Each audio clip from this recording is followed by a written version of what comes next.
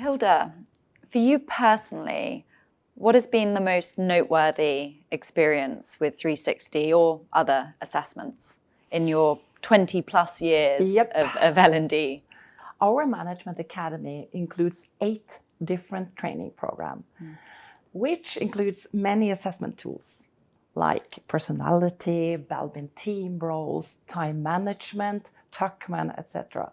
However, when we introduced 360 assessment back in 2010, it marked a pivotal transformation because the status and reputation of our senior leadership training programs elevated significantly.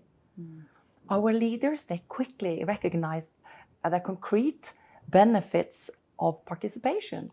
And this shift from routine training to routine training to an experience with substantial impact led us to including 360 assessment in 4 other training programs right away.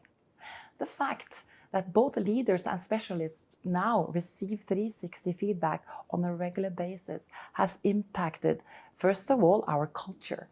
We now have a common language with a mindset of continuous improvement. Second, the way we communicate leadership improvement to our top management. We have figures, we have proof and numbers.